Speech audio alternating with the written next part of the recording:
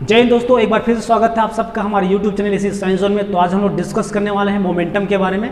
तो मोमेंटम को डिस्कस करने से पहले अगर आप हमारे चैनल पर नए हैं तो प्लीज़ हमारे चैनल को लाइक, शेयर और सब्सक्राइब जरूर कीजिए और अंत में बेल आइकन जरूर दबाइए ताकि जब भी हम लोग नए वीडियो डालें वो आप तक से पहुंच जाए। ठीक है, तो चलिए फिर स्टार्ट करते हैं। कौन सा? मोमेंटम। तो दोस्तों मोमेंटम को बताने से पहले मैं आपको बताना चाहूँगा किसको, मास के बारे में। तो मास क्या होता है? Mass is a measurement of actual content present in our body. ठीक है, जैसे क्या होता है किसी चीज़ को मेजर करते हैं हम लोग, जैसे आप लोग दो टाइप के देखते हैं, मास और वेट। ठीक है, देखो यहाँ पे क्या क्या आपका मास और क्या आपका वेट। ठीक है, मास क्या आपका एक्चुअल कंटेंट, जैसे कि कोई व्यक्ति मोटा है या पतला है तो उसमें बोलते हैं कि मास ज़्यादा है, बोलते हैं कि नहीं बोलते हैं? बोलते हैं कि नहीं बोलते? बोलते हैं। तो उसमें मास ज़्यादा है। और इसमें वेट मतलब एक प्रकार का फोर्स को बताता है, जैसे ग्रेविटेशनल फोर्स है भी उसका वेट इतना है, सर बोलते हैं नहीं बोलते हैं? तो फोर्स को बताता है आपका किसमें, वेट। और आपका मास एक्चुअल कंटेंट को बताता है कि हमारे बॉडी में इतना मास है, मतलब वजन या द्रव्यमान को बताता है। तो देखो हमारे पास क्या होता है, मोमेंटम। ठीक है, इसके बाद मैं बताऊंगा मोमेंटम को। तो मास के बारे में लगभग आप सबको पता चल गया होगा कि एक्चुअल कंटेंट होता है हमारे बॉडी में। जैसे हम किसका एग्जांपल लेते हैं, खली का एग्जांपल लेते हैं। खली का बॉडी जो होता है बहुत बड़ा विशाल टाइप का है, विशाल का है बोल सकते हैं। ठीक है, और हम लोगों को देखो कितने पतले हैं, तो बोलते हैं कि उसका मास ज़्यादा है, मतलब उसका द्रव्यमान ज़्यादा है। ठीक है, वेट नहीं। ठीक है, तो देखते हैं इसमें। और इसका ऐसा यूनिट क्या होता है, इसका ऐसा यूनिट क्या होता है, किलोग्राम होता है। किसका? मास का ऐसा यूनिट क्या होता है, किलोग्राम होता है। और ये क्या आपका स्केलर क्वांटिटी। ठीक है, स्केलर क्वांटिटी होता है, इसमें किसी भी डायरेक्शन की आवश्यकता नहीं पड़ती, इस कारण से मास क्या होता है आपका, स्केलर क्वांटिटी होता है। ठीक है, और इसी में एक साथ साथ मोमेंटम के लिए क्या चाहिए, मास का भी होना बहुत जरूरी होता है दोस्तों। इसी कारण से सबसे पहले मैं आपको मास को बता रहा हूँ, अब बताऊंगा किसको, मोमेंटम को। ठीक है, तो मोमेंटम को बोला गया it is defined as quantity of motion content in a body. जैसे मेरे पास एग्जांपल है, किसका एग्जांपल लेते हैं, जैसे हमारे पास दो नैनो कार है, हमेशा नैनो कार का एग्जांपल लेते हैं हम लोग। तो चलो देखते हैं, हमारे पास दो नैनो कार है यहाँ पे। ठीक है, ये दो नैनो कार है जो कि कितना की स्पीड से, लगभग दोनों का वेट जो भी है सब सेम टू सेम है। अब एक का जो वेलोसिटी अभी स्पीड से कितना देख सकते हैं, 40 किलोमीटर पर आवर्स की स्पीड से आगे की तरफ जा रहा है, और ये कितना 20 किलोमीटर पर स्पीड के आगे की तरफ जा रहा है। लेकिन आगे जाके क्या होता है, किसी के साथ टकरा जाता है, तो कौन ज़्यादा इफेक्ट दिखाएगा, कौन? सपोज आपका ये जो 40 किलोमीटर पर आवर्स की स्पीड से जा रहा है, किलोमीटर पर आवर की स्पीड से जा रहा है, वो क्या करेगा, ज़्यादा इफेक्ट दिखाएगा। क्यों? क्योंकि इसका वेलोसिटी या फिर जो स्पीड है इसमें ज़्यादा लग रहा है कि नहीं लग रहा, मतलब वेलोसिटी ज़्यादा इंक्रीज हो रही है, इस कारण से क्या होगा, ये ज़्यादा इफेक्ट दर्शाएगा। लेकिन ये आपका 20 किलोमीटर वाला दर्शाएगा क्या? नहीं। सपोज अब हम लोग क्या लेते हैं, ये तो हो गया आपका स्पीड वाला हो गया, लेकिन अब इसमें लगता है मास। ठीक है, जैसे हमारे पास क्या बोला गया है कि आपके जो नैनो कार है और इसके जगह में एक हम लोग क्या लेते हैं, ट्रक ले लेते हैं। सपोज बड़ा सा ट्रक जिसमें पूरा सैंड पार्टिकल इसमें पूरा फिल हुआ है। ठीक है, ये आपका ट्रक है। ठीक है, जैसे यहाँ पे दोनों का स्पीड सेम है, लगभग ये भी 40 किलोमीटर पर आवर्स और ये भी कितना 40 किलोमीटर पर आवर्स। ठीक है, दोनों का स्पीड सेम टू सेम है। लेकिन अगर कोई ट्रक से टकराता है और अगर कोई नैनो से टकराता है तो सबसे ज्यादा इफेक्ट किसमें दिखाएगा, किसमें? ट्रक में दिखाएगा। क्यों? क्योंकि इसका जो मास है क्या है, ज्यादा है। और आपने फर्स्ट लॉ ऑफ इनर्शिया में पढ़ेंगे होंगे कि जिसका मास ज्यादा होगा उसका इनर्शिया भी क्या होगा, ज्यादा होगा। ठीक है, तो इसी वजह से क्या होता है आपका, ये ज्यादा मतलब डैमेज करेगा किसी भी पार्टिकल्स को। ठीक है, तो उसी को बोला गया है it is defined as quantity of motion content in body. मतलब जो मोशन का जो क्वांटिटी कौन दर्शा रहा है, कितना कंटेंट बॉडी में प्रेजेंट है। ठीक है, ये जो बॉडी जो दिख रहा है इसमें कितना ज्यादा कंटेंट है या फिर मास प्रेजेंट है, वो उतना ही ज्यादा ये आपको मोशन को बताएगा। ठीक है, मतलब उतना ही स्पीड से जाएगा, मतलब प्रभावित करेगा उसको। समझ रहे हैं आप सब? ठीक है, तो ये हो गया। अब उसके बाद बोला गया इसमें मोमेंटम के लिए it is the product of mass of a body. ठीक है, क्या बोला गया इसमें, it is the product of mass of a body and its velocity. मतलब बोल सकते मोमेंटम जो होता है क्या होता है, it is product of mass. क्या? ये सपोज आपका P, प्रोडक्ट को क्या दर्शाते हैं, P सपोज है ना, product of mass and body, sorry product of mass a body and its velocity. Velocity क्या होगा आपका, v होगा। तो इस तरीके से जो मोमेंटम जो होता है उसको P से शो करते हैं। यहाँ पे m जो होता है आपका क्या है, मास है। क्या है आपका, मास है। और आपका v जो आपका कौन सा है, वेलोसिटी है। क्या है आपका, वेलोसिटी है। तो ये होगा आपका कौन सा, मोमेंटम हो गया। और साथ ही साथ अगर देखा जाए मोमेंटम, ठीक है, इसके बाद देखेंगे कौन सा आपका सेकंड लॉ ऑफ जो मोशन है ना, सेकंड लॉ ऑफ जो motion, Newton second law of जो मोशन है, इसमें देखेंगे कौन सा कि मोमेंटम कैसे चेंज होता है। ठीक है, तो यहाँ पे थोड़ा सा चेंज इन मोमेंटम के बारे में देख लेते हैं।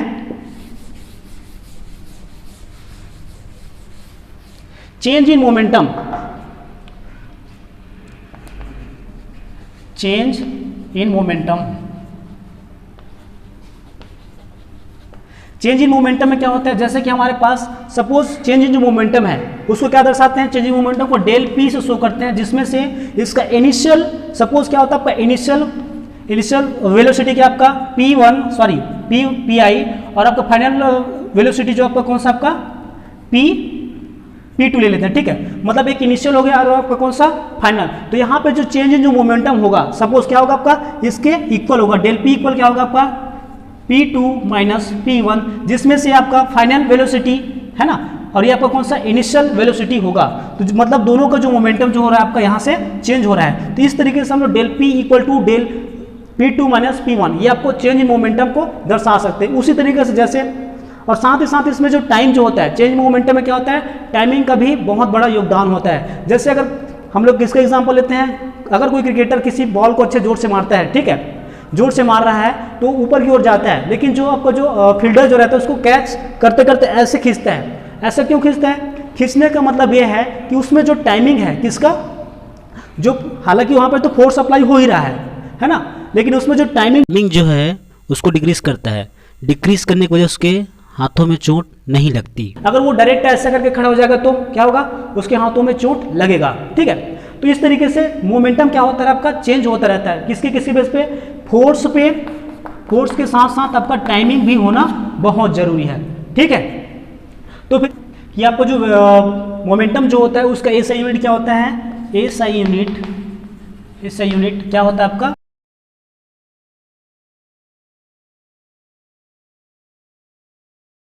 होता है, और साथ ही साथ एक आपका वेक्टर क्वांटिटी है, vector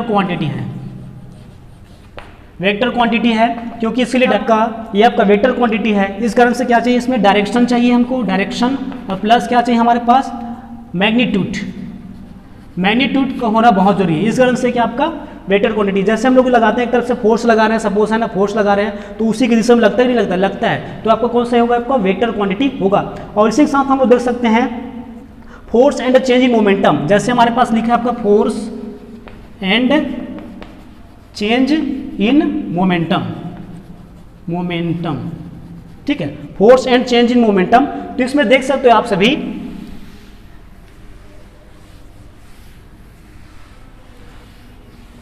force and change in momentum में जैसे कोई भी जो ऑब्जेक्ट है उस पर क्या किया जाता है, आपका फोर्स लगाते हैं। जैसे हमारे पास क्या है, कोई जो कार की बैटरी है, सपोज ये आपका कार है, सपोज आपका क्या आपका कार है, यहाँ पे दिख रहा है आपका कार, तो कार की जो बैटरी लो हो जाती है तो सभी लोग क्या करते हैं, फोर्स लगाते हैं यहाँ पे, क्या आपका जैसे यहाँ पे फोर्स लगाते हैं, एक बार फोर्स लगाते हैं तो स्टार्ट होता है क्या, नहीं होता, लेकिन इसमें लगातार फोर्स लगाते हैं तो भी स्टार्ट नहीं होता, लेकिन एक बहुत समय तक, एक फिक्स टाइम तक से क्या करते हैं, जब इसमें फोर्स अप्लाई करते हैं तो जो कार जो होता है क्या आपका स्टार्ट हो जाता है। मतलब इसके जो मोमेंटम जो होता है, मतलब क्या चाहिए, सबसे पहले इसमें क्या अप्लाई हो रहा है, आपका फोर्स अप्लाई हो रहा है, सेकंड प्लस क्या आपका टाइम, एक फिक्स टाइम तक से क्या कर रहे हैं, इसमें फोर्स अप्लाई कर रहे हैं, तब इसका क्या होता है, मोमेंटम जो होता है चेंज होता है। तो मतलब बोल सकते हैं कि जो मोमेंटम जो चेंज होता है उसके लिए क्या क्या चाहिए, एक फोर्स के साथ साथ क्या चाहिए हमको, टाइम भी क्या चाहिए, मतलब एक कांस्टेंट टाइम तक से जब उसमें फोर्स अप्लाई करते हैं ऐसे, तब वो क्या होता है आपका, इसका मोमेंटम चेंज होने की वजह से ये क्या होता है, आपका कार स्टार्ट हो जाता है। तो दोस्तों इसके बाद हम लोग देखते हैं Newton second law of motion, ठीक है, Newton second law of motion इसमें देखते हैं। चलिए फिर देखते हैं, फिर तो इसके बाद हम लोग देखने वाले कौन सा, Newton second law of motion, ठीक है। इसमें ये बोला गया है, according to the Newton the rate of change of momentum is directly proportional to external unbalance force applied on the body. मतलब इसमें क्या बोला गया है, अकॉर्डिंग टू द न्यूटन क्या बोला, the rate change of momentum is directly proportional to external unbalance force apply on the body. तो हम इसको इस तरीके से शो कर सकते हैं, सपोज कोई भी अनबैलेंस फोर्स क्या आपका एफ है, ठीक है, अनबैलेंस फोर्स क्या आपका एफ है, इज डायरेक्टली प्रोपोर्शनल है ना, मतलब change in momentum is directly proportional to external unbalance force applied on the body. तो यहाँ पे क्या होगा, change in momentum, change in momentum, इसके साथ हम लोग टी भी लिख सकते हैं, विद टाइम है तो यहाँ पे टाइम लिख सकते हैं, ठीक है, टाइम।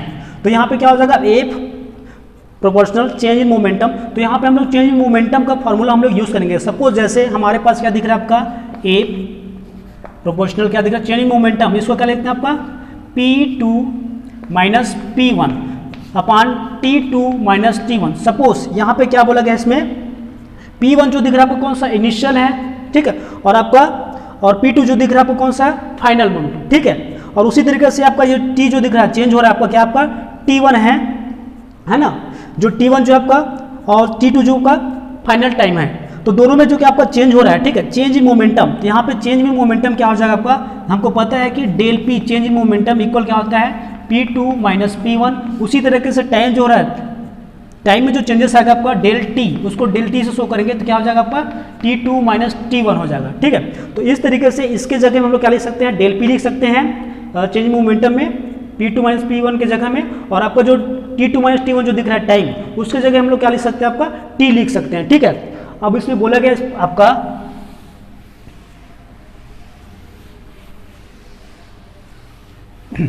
ठीक है, ये दिख रहा है आपका। अब इसी में लिखते हैं कौन सा एफ जो दिख रहा है यहाँ से, ठीक है, ये आपका कौन सा अनबैलेंस फोर्स है, ठीक है, या फिर नेट फोर्स बोल सकते हैं आप एफ को।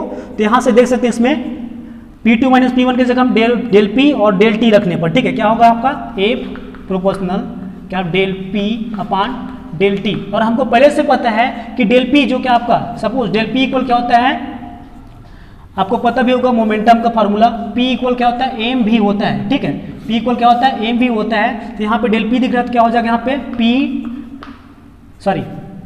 एम डेल भी हो जाएगा, एम डेल भी हो जाएगा आपका, ठीक है, इस तरीके से। तो यहाँ पे हम इसको जो वेलोसिटी दिख रहा है उसको यहाँ पे हम लोग शो कर सकते हैं। जैसे यहाँ पे जो एफ जो दिख रहा है आपका एफ, यहाँ पे जो कांस्टेंट है आपका ना प्रोपोर्शनलिटी कांस्टेंट है, उसको रिमूव करने के लिए हम लोग क्या करते हैं, कोई भी जो आपका जो ए प्रोपोर्शनल जो दिख रहा है उसको रिमूव करने के लिए हम क्या लेते हैं प्रोपोर्शनलिटी कांस्टेंट लेते हैं। जस्ट लाइक हमारे पास एफ के क्या हो जाएगा आपका डेल आपका पी एम डेल भी अपान क्या होगा आपका डेल टी हो जाएगा इस तरीके से।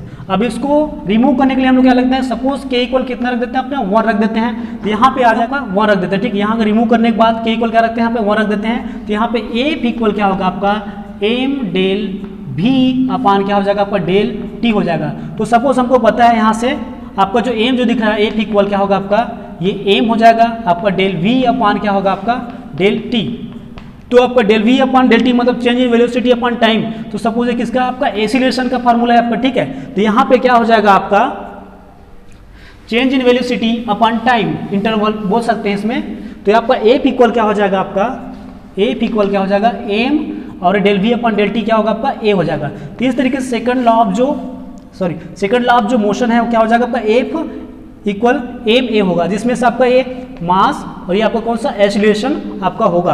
और साथ ही साथ इसमें बोला गया है क्या चीज़, इसमें फोर्स जो होगा आपका नेट है ना, इसमें लिख सकते हैं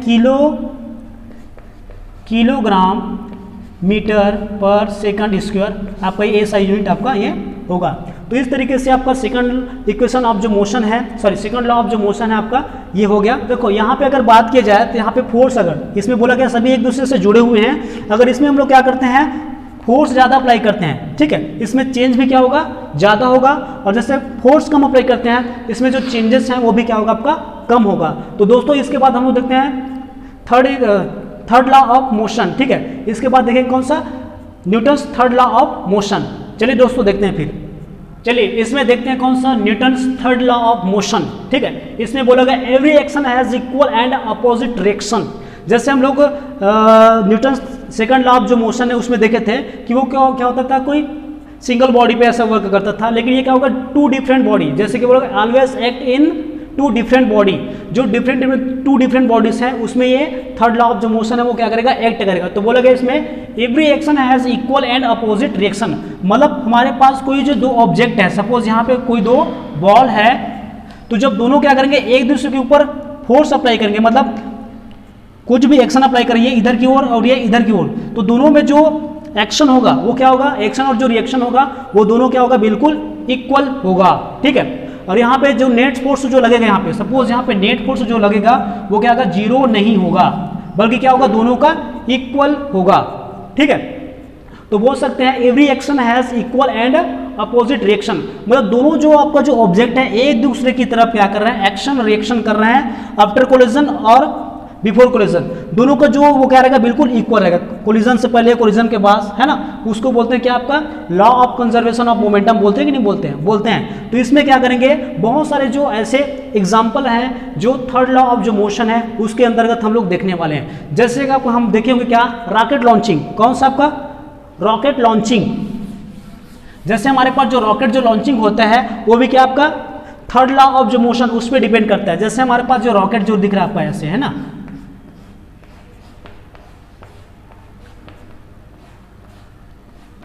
रॉकेट जब लॉन्चिंग होता है तो जितना फोर्स वो क्या करता है नीचे की तरफ लगाता है, ठीक है, उतना फोर्स से क्या करता है ऊपर की तरफ भी लगाते हैं, ठीक है, नीचे ऊपर दोनों तरफ से इक्वल फोर्स लगता है। इसी कारण से क्या होता है, रॉकेट क्या होता है, ऊपर की ओर जाता है। और जैसे कि हम लोग क्या करते हैं, किसी भी चीज को, सपोज हमारे पास क्या दिख रहा है, हमारे पास दो रबड़ है, ठीक है, दो क्या आपका रबड़ है, इसमें बीच में फंसा देते हैं, तो दोनों को खींचते हैं, ऐसे खींचते हैं, तो यहाँ पे जो फोर्स अप्लाई होगा वो दोनों तरफ क्या होगा, इक्वल अप्लाई होगा। तो इसी को हम लोग लिख सकते हैं F इक्वल, जैसे यहाँ पे टू बॉडीज है, तो यहाँ पे ये बॉडी दिख रहा है आपका, ये आपका F1 और ये आपका कौन सा F2, तो यहाँ पे क्या होगा आपका इक्वल, है ना, इक्वल फोर्स इसमें अप्लाई होगा। बोला गया इसमें every action has equal and opposite direction, मतलब दोनों जो एक्शन हो रहा है वो क्या इक्वल है और अपोजिट डायरेक्शन। तो यहाँ पे ऐसे लिख सकते हैं हम लोग F1 इक्वल क्या लिख सकते हैं यहाँ पे माइनस F2, ठीक है, क्योंकि अपोजिट भी हो रहा है, इस कारण से इसको लिख सकते हैं आपका इस तरीके से। तो इसको लिख सकते हैं F1 इक्वल माइनस F2। और उसी तरीके से बहुत सारे जो एग्जाम्पल्स हैं जो आपका थर्ड लॉ ऑफ जो मोशन है उस पर डिपेंड रहता है। तो इसके बाद हम लोग देखेंगे कौन सा आपका कंजर्वेशन ऑफ मोमेंटम, मतलब आफ्टर कोलिजन और बिफोर कोलिजन क्या होता है, आपका जो मोमेंटम जो होता है कंजर्व रहता है, जिसको हम जैसे हम लोग कोई भी जो बॉल को मारते हैं यहाँ पे दीवार से, है ना, कोई बॉल को दीवार से टकराते हैं तो उतना प्रेशर लगता है जितना वो लगाता है। जैसे यहाँ से टकराते हैं, टकराने से पहले कितना, लगभग 5 सेकंड लग रहा है, यहाँ पे सेकंड को नहीं छोड़ देते हैं। जैसे यहाँ पे जो भी फोर्स अप्लाई होता है वो कितना, उतना ही फोर्स से वापस आएगा, यहाँ से जितना फोर्स से टकराएगा उतना फोर्स से वापस आएगा। मतलब 5 न्यूटन की फोर्स से अगर टकरा रहे हैं तो 5 न्यूटन की फोर्स से क्या करेगा, वापस आएगा। मतलब every action has equal and opposite reaction, ठीक है, ये इसमें वर्क करेगा। चलिए ठीक है, फिर इसके बाद देखते हैं कौन सा आपका the law of conservation of momentum, ये देखते हैं। चलिए हम लोग देख रहे थे कौन सा कंजर्वेशन ऑफ मोमेंटम, इसमें अभी देखने वाले कौन सा कंजर्वेशन ऑफ मोमेंटम। तो कंजर्वेशन ऑफ मोमेंटम के अकॉर्डिंग बोला गया, according to this law the total momentum of two object, क्या बोला गया इसमें, the total momentum of two object remain conserve in absence of an external unbalance force. मतलब जो इसमें जो कोई भी जो टू ऑब्जेक्ट जो दिया गया इसमें ना, क्या बोलेगा इसमें, the total momentum of two object, कोई भी दो ऑब्जेक्ट है जिसका मोमेंटम, टोटल मोमेंटम क्या आता है, रिमेन कंजर्व, मतलब वो कंजर्व रहता है कि इन absence of an external unbalance force, जब उसमें कुछ एक्सटर्नल अनबैलेंस फोर्स अप्लाई नहीं किया जाता है तो क्या होता है, इसका टोटल मोमेंटम ऑफ जो टू ऑब्जेक्ट है क्या होता है, हमेशा कंजर्व रहता है ना। मतलब टकराने से पहले या टकराने के बाद, जैसे हम लोग किसके एग्जाम्पल लेते हैं, सपोज हमारे पास 2 बॉल दिया गया है यहाँ पे, ठीक है, कौन कौन सा, आपका बॉल A और बॉल B, ठीक है। तो यहाँ पे जब दोनों टकराएगा तब और टकराने के बाद, ठीक है, टकराने से पहले और टकराने के बाद इसका जो मोमेंटम जो रहता है वो क्या रहेगा, आपका कंजर्व रहेगा, ठीक है। तो इसको एक कंजर्व रहेगा, तो जिसको हम लोग देख सकते हैं, सपोज हमारे पास क्या बोला गया है, कोई भी जो ऑब्जेक्ट है, कोई भी 2 ऑब्जेक्ट है हमारे पास, एक ऑब्जेक्ट A और एक ऑब्जेक्ट कौन सा आपका B दिया है, जिसमें से यहाँ पे उसका मास क्या है आपका, सपोज मास क्या दिख रहा है यहाँ पे A में, A का मास कितना A में और B का मास क्या आपका M भी है। उसी तरीके से जैसे उसका वेलोसिटी, इनिशियल वेलोसिटी क्या आपका UA और इसका इनिशियल वेलोसिटी UB, और उसी तरीके से इसका जो वेलोसिटी है ना, फाइनल वेलोसिटी कौन सा आपका VA, MA का है ना, इसका बॉडी A का VA, और जो आपका फाइनल वेलोसिटी आपका जो MB जो दिख रहा है आपका, ठीक, MB, इसका वेलोसिटी कितना आपका VB है। तो हम लोग क्या देखते हैं, equation of third law of motion, ठीक है। अगर यहाँ पे देखा जाए थर्ड लॉ ऑफ मोशन में देखा जाए तो यहाँ पे जैसे कोई भी जो force every action has equal to the, है ना, every action has equal and opposite reaction, बोलते हैं कि नहीं बोलते हैं, बोलते हैं। तो उसी के बेस पे हम लोग सपोज अगर लेते हैं यहाँ पे क्या होगा आपका, सपोज F, है ना, third law of motion, according to third law of motion यहाँ पे लिख सकते हैं अकॉर्डिंग टू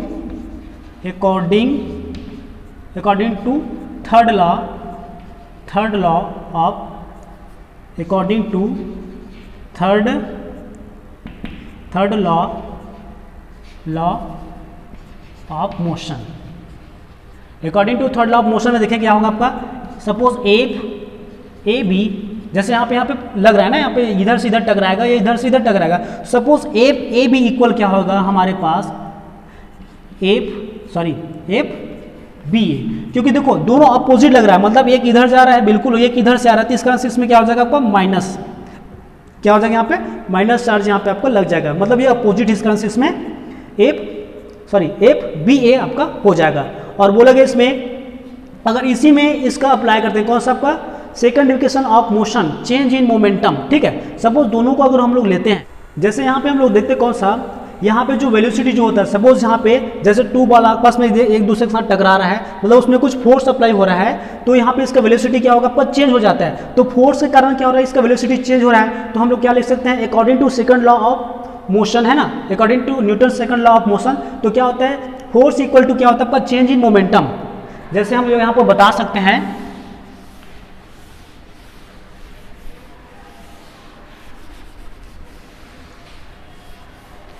जैसे यहाँ पे बता सकते हैं हम लोग कौन सा आपका फोर्स, क्या आपका फोर्स इक्वल टू क्या होता है change in momentum, change in momentum, change in momentum. तो यहाँ पे वेलोसिटी क्या हो रहा है आपका चेंज हो रहा है। तो सपोज हम लोग किसके लेते हैं, एफ ए बी के लेते हैं। सपोज क्या होगा आपका एफ ए बी इक्वल क्या होगा आपका चेंज इन मोमेंटम। तो जैसे देखो भाई कहाँ से ये एफ ए बी जो दिख रहा है आपका इधर अप्लाई हो रहा है, तो यहाँ पे क्या होगा आपका m F a b equal क्या होगा m b minus M b हो जाएगा आपका यू बी, और आपका वेलोसिटी कौन सा आपका वी बी होगा। तो यहाँ पे देख सकते हैं आपका कौन सा एम बी, यहाँ पे क्या होगा चेंज इन वेलोसिटी क्या होगा आपका हमारा वी बी माइनस क्या होगा आपका यू बी, जो कि आपका क्या आपका चेंज इन वेलोसिटी फाइनल और आपका इनिशियल अपान में टी है तो आपका टी लिख सकते हैं, ठीक है। उसी तरीके से हमारे पास क्या दिख रहा है आपका ये वाला एफ, ठीक है, एफ बी ए, ठीक है, एफ बी ए में देखते हैं कौन सा आपका यहाँ पे क्या आ जाएगा आपका इधर से आ रहा है, मतलब ये इधर की तरफ अप्लाई हो रहा है, तो कौन सा हो जाएगा आपका हमारा एम ए, और आपका बी ए माइनस यू ए अपान क्या हो जाएगा आपका ये टी, ठीक है। ये हो गया यहाँ पे आपका F B A equal to M A V A minus U A, ठीक है। तब इसी में देखते हैं आपका third law of motion, according to third law of motion. यहां पे देखेंगे आप कौन सा according to third law of motion के बेस पे, according to third law of motion के बेस पे, according to third law of motion, ठीक है, थर्ड लॉ ऑफ मोशन। तो यहाँ पे मैं एक चीज़ को बताना भूल गया हूँ, जहाँ पे जो एम जो दिख रहा है आपका मास है, ठीक है, शुरू में बताना भूल गया था। तो एम जो आपका कौन सा आपका मास है, और यहाँ पे according to third law of motion तो ये क्या हो जाएगा एफ ए बी इक्वल क्या होगा माइनस एफ बी ए होगा, ठीक है, ऐसे। तो इसी के फार्मूले में हम लोग क्या करते हैं इसको रख देते हैं। तो सपोज क्या होगा हमारे पास ये एफ ए बी वाला एम बी, और ये क्या होगा वी बी माइनस क्या होगा आपका यू बी, ठीक है, यू बी होगा, ठीक, अपान क्या आपका टी। उसी तरीके से हो जाएगा आपका एम ए और आपका वी ए माइनस यू वी, ठीक है, इतना होगा, अपान क्या हो जाएगा आपका टी। अब दोनों को क्या करेंगे मल्टीप्लाई करते हैं। सपोज यहाँ से टी टी क्या होगा आपका कट गया, ठीक है, टी टी कट जाने के बाद हम लोग क्या देखेंगे यहाँ पे एम बी क्या होगा इसके साथ मल्टीप्लाई होगा, क्या होगा एम बी और आपका v B minus M b और आपका यू बी, ठीक है। उसी तरीके से माइनस है माइनस है ना, सॉरी माइनस यहाँ पे इक्वल क्या होगा minus M A V A minus minus क्या हो जाएगा प्लस एम ए और आपका यू ए, ठीक है, इस तरीके से हो जाएगा। अब आगे हम लोग क्या करते हैं इसको चेंज कर देते हैं, कैसे कैसे, जैसे मतलब जो एम ए वी है उसको एक तरफ m B v u b है, इन सबको क्या करते हैं एम ए वी ए है, और इधर क्या दिख रहा है यहाँ पे आपका एम ए वी ए और आपका एम बी, ठीक है, एम बी वी बी, और उसी तरीके से एम बी यू बी, तो एम ए यू ए ऐसा रखेंगे हम लोग, ठीक है। जैसे हमारे पास M B V B minus M B U B, और उसी तरीके से minus M A V A plus क्या दिख रहा है हमारे पास एम ए यू वी दिख रहा है, ठीक है। तो उसी तरीके से हम लोग यहाँ पे इसको लिख सकते हैं ऐसे एक साइड में, जैसे यहाँ से यहाँ पे आगे क्या होगा, एम ए भी क्या होगा, प्लस हो जाएगा। तो ये क्या होगा आपका M A V A plus बचा कौन सा आपका एम बी भी बी। तो क्या लिख लेंगे हम लोग, एम बी और आपका एम बी और आपका भी बी, ठीक है। यहाँ पे हो गया आपका M A V A plus M B भी बी। उसी तरीके से आगे क्या हो जाएगा यहाँ से, अब बचा इधर कौन सा, M A V A M B भी। तो इस तरफ से लिख सकते हैं हम लोग कौन सा, एम ए और आपका u a plus M b और क्या होगा यू बी, ठीक है। इस तरीके से देख सकते हैं हमारे पास M A V A plus M B U B equal M A V A plus M B U B, ठीक है।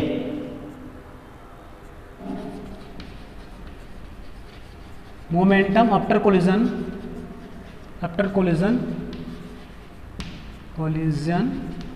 और आपका ये मोमेंटम बिफोर कोलिजन, ठीक है।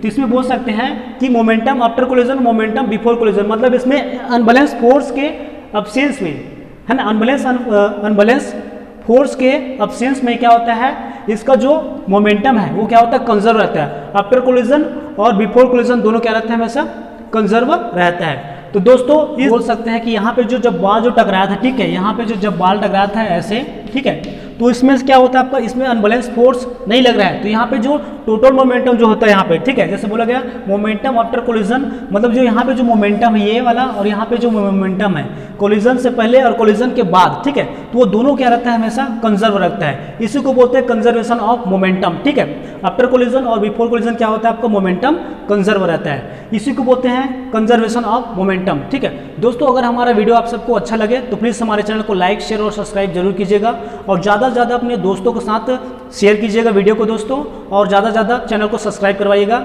वीडियो को देखने के लिए धन्यवाद दोस्तों, जय हिंद दोस्तों।